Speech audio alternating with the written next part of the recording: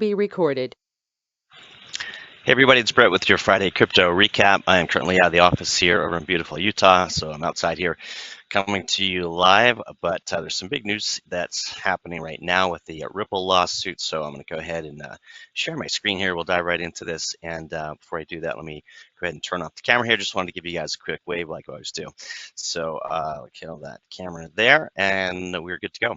So the big news is that the XRP, the Ripple is nearing a settlement with the SEC, so up this week about 42% and up 25% today. So I'll jump over to this other article here. We can see it's breaking out of a current long-term downtrend, which is bullish for all of crypto and certainly for Ripple here. This would be bullish if it can hold and break above this moving average here. We'll dive into it on our own charts in just a moment. I did want to call attention to one area on this, and it is sort of in terms of the whole crypto market. Sorry, there's two articles here that I had pulled up. Yeah, right here. So now what? It seems that Ripple's headed toward victory. It says SEC Chairman Gensler seems to have softened his stance on this matter, recently saying he thinks Bitcoin and Ethereum should be regulated by the CFTC.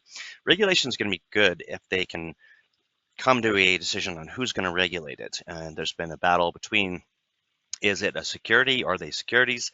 And under the SEC guidelines, or more of a commodity, where it would be underlying the CFTC. Now, some are saying that SEC might be disbanded, and they'll come out with a brand new crypto regulation body. So this is all headed toward a resolution at some point, but right now the markets are very bullish on the fact that this is coming to an end, and they're calling for a mutual summary judgment and with the lawsuit. So that would mean the lawsuit's over, and then we're nearing an end, and that's going to be good for, I think, crypto, and certainly helpful for everything. So let's dive over into look at Ripple here. So you can see this just pumped up higher quite a bit. Looks good here. I look for strength above the 21 and 50-day moving average. I'll kind of open this up a bit, and we had that longer term trend line here. If we zoom out here that I just showed on the other chart, that we could draw here and make sure I'm on logarithmic mode, and we are. So basically, if you do this sort of long-term trend line here, in my chart, we are not quite breaking out of it yet though. So that's something we want to keep an eye on.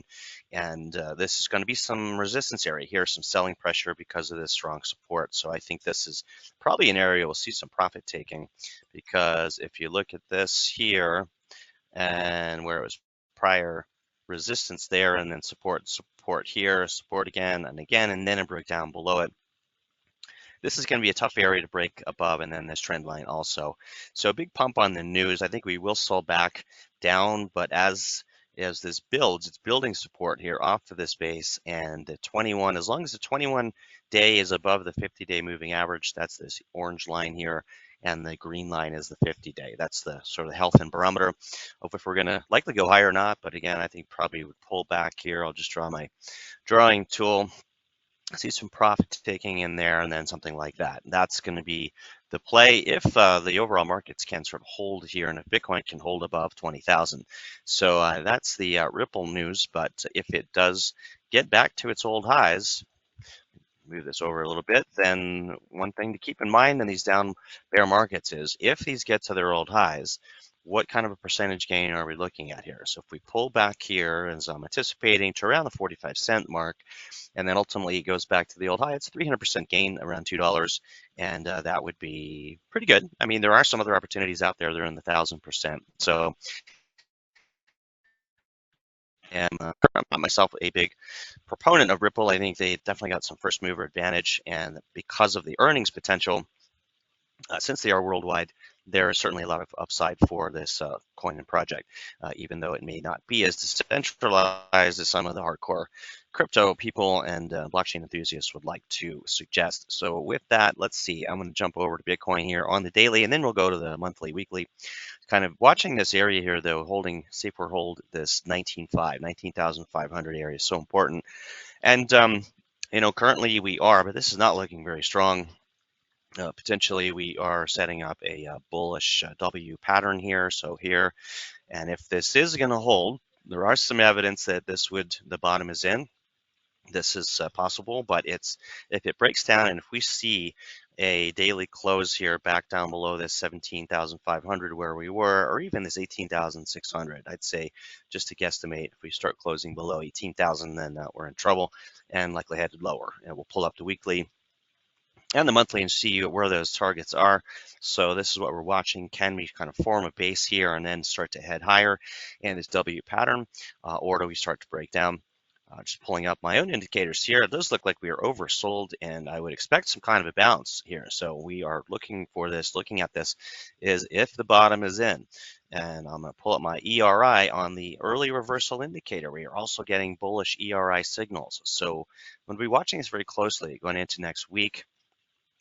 And certainly this Ripple news could be the spark that ignites the rally back in crypto. And this is very interesting. And the bigger picture is what I want to jump over to for now, though, because we have some serious things we need to kind of see how they play out by the end of this month.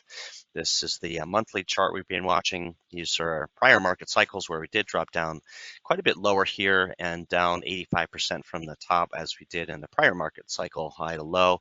And so the big question is, do we see an 85% drop before it's all over with, which would put us down in the range of around 10,000, which some people are calling for. I've been saying that we could go as low as 97.50. There is one remaining CME gap down in this range. So now it doesn't mean that we have to. Markets don't follow the same patterns every time. But what is very important is if we need to close above this line that we're currently below. That's 19,500, which is that strong support here that we were holding.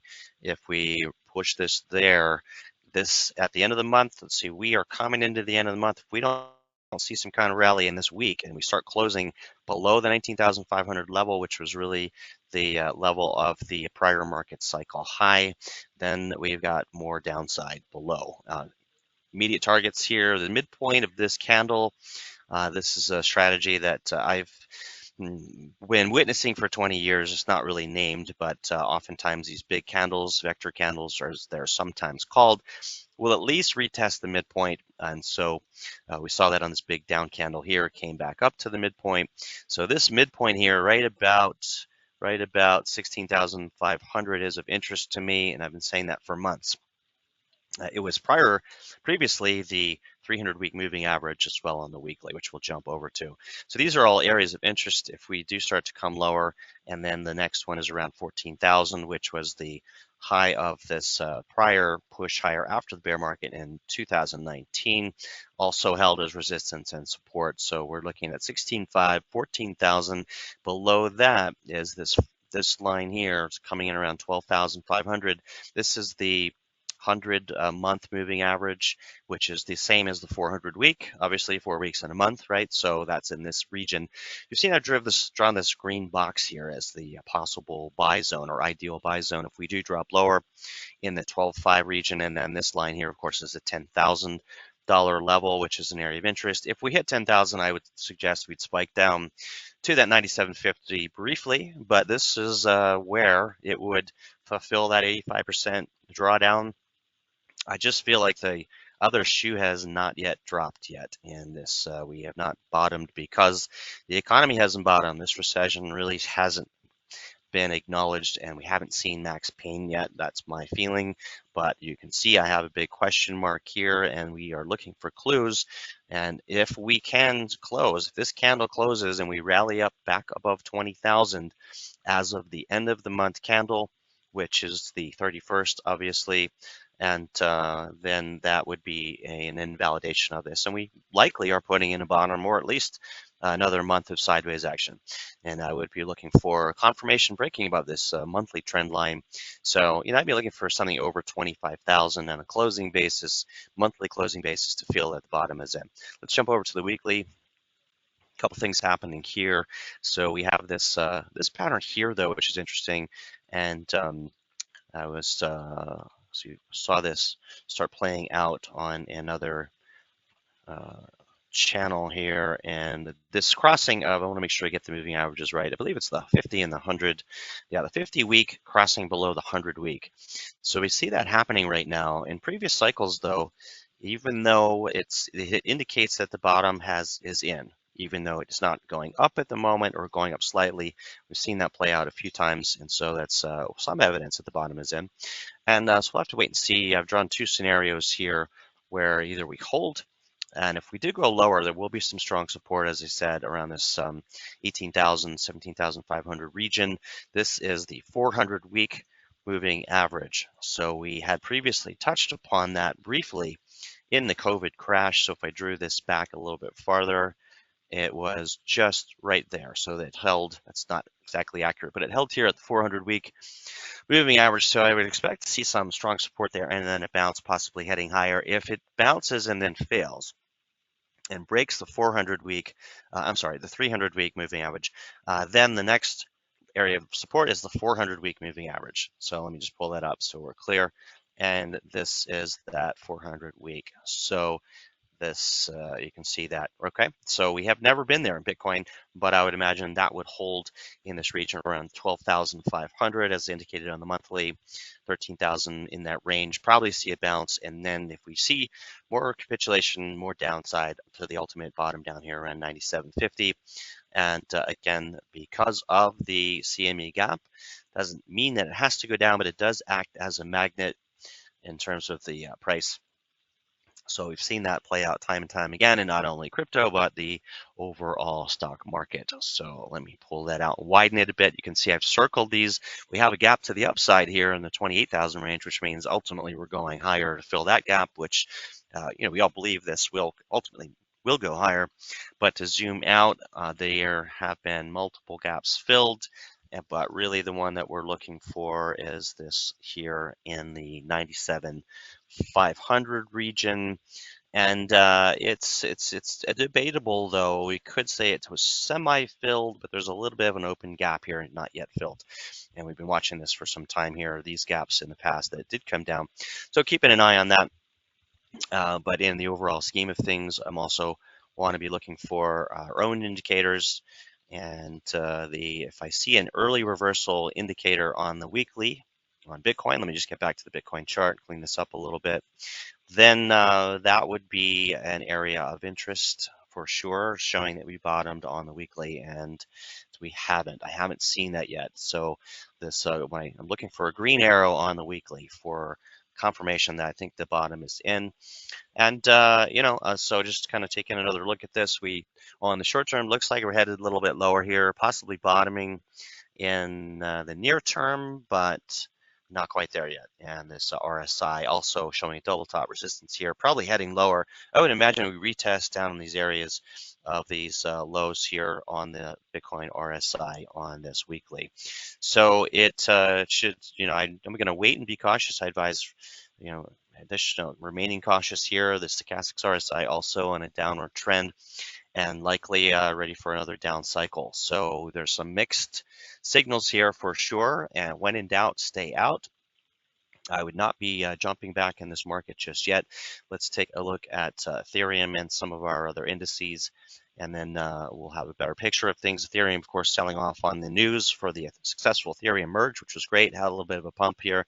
This is on the weekly basis, and but holding at its 200-week moving average, and that 300-week moving average also held down below. So it's good to watch these things, and you can see that there. So if we do come down lower into these lower regions under sub 1,000, right around 900, good place to pick up some more Ethereum.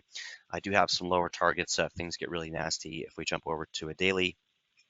And this is the Bitcoin chart. So I misspoke a little bit before. That was the weekly on the signals. The daily on Bitcoin is looking fairly decent here with this. So I'll be watching for this to turn green, but we do have a daily early reversal indicator. Again, this is one of our proprietary ones that we use, and double ERI in the daily. So we'll be watching for somewhat of a bounce here. If this turns green and we start to see higher lows and higher highs and getting above the 21 and 50, this scenario playing out would be very interesting, and I think probably would hit some resistance here as we get closer to this former support level.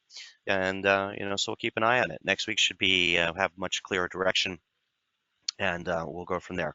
So let me just clean this up a little bit. We'll jump over to Ethereum and on the daily basis. So Ethereum in a downtrend, still selling off, oversold though, and likely due for a bounce at some point soon. But I don't see my ERI triggering. So let me just jump back to the other list here. We'll give you a quick look at the overall market and market cap. So I'll turn this off so it's a little bit clearer. Go down to, looked at Bitcoin, looked at ETH, and look at Bitcoin dominance. We've seen this is pushing higher, but Bitcoin dominance is failing. We're seeing money, it's having trouble here at that 21 and 50 period moving average, and headed lower, I would imagine. So where's the money going?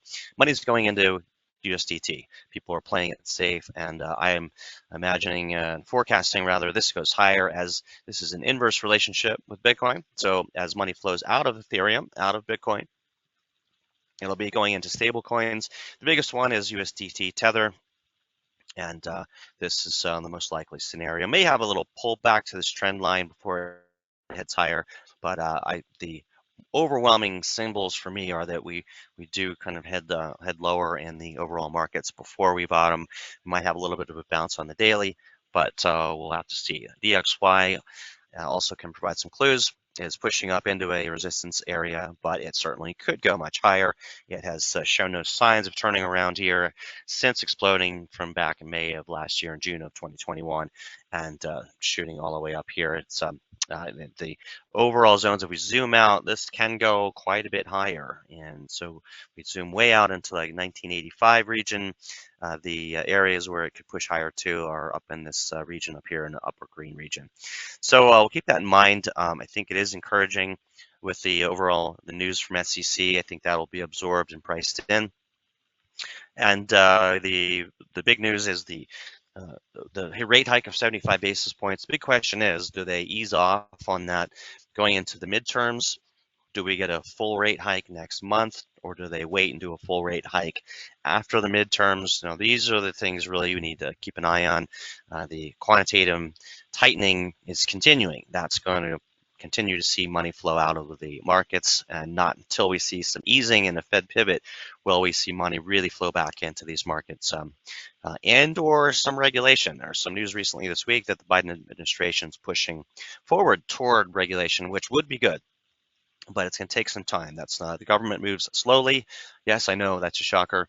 So I wouldn't expect anything in the possibly near-term future on that, but it's coming, and signs are pointing for an explosive return rally in 2023, if not 2024. So we remain patient and diligent, and keeping an eye on the charts here, so that we have the clues of when this is likely to start to turn around. But in terms of the coins in here, not much looking good. Many things down. We see Algorand up a little bit, 3%. This is interesting. I do look for strength when the markets are bleeding out. So why is Algorand up? We don't know, but keep an eye on this. Let's clear this chart up a little bit. And what I'm looking at, though, is the breakout here of this long-standing trend line. This is significant. This is significant, and so in the 21-day crossing the 50-day moving average, looks very interesting to me. Something's up. I am a firm believer. Show me the charts, I'll tell you the news. And so there's clearly been accumulation here on Algorand. Great project. Not investment advice, but I would suggest looking into that. And in terms of the overall chart structure, though, I don't see a lot of resistance. It's a bit overbought here on my trend strength indicator. But if it's likely, I would imagine we'd see a pullback. Usually on these breakouts, we'll see a pullback to that support, and the 21-50-day moving average turning higher. But we have seen that fake out before. We really want to see a retracement and then continue higher. I'd set an alert, and I'll be setting an alert here above 45 cents. And then the last thing that I would look at here is, if this is showing strength, what is the possibility of upside if we do get back to old highs? Let's say we pull back to the support level and hit new highs again, and it's around 550%. So that's a long-term, potentially good trade.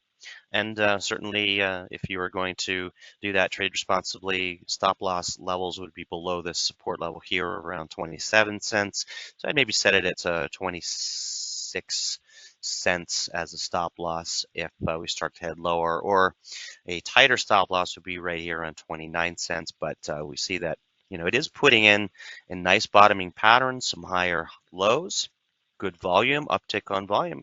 And so at this point, I would just look at the weekly chart because sometimes that can give some really good clues.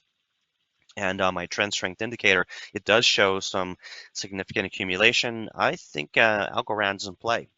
And so, again, not investment advice, do your own research, but very interesting. And it's up on this overall down market. And so I would imagine there's some news that I haven't discovered or maybe hasn't come out yet. But anyway, guys, that's all I have time for this week. Hopefully that was helpful. Again, we're watching for how things settle out here, and we'll know next week by the end of the month here how that's settling out. So anyway, that's been everything we need to cover here today. I think not much else to see. Uptick in USDT dominance. We can look at ETH dominance if we want, but my charts have frozen all of a sudden. So with that, I'm going to go ahead and say goodbye to you guys. We'll talk to you again next week. Take care, everyone.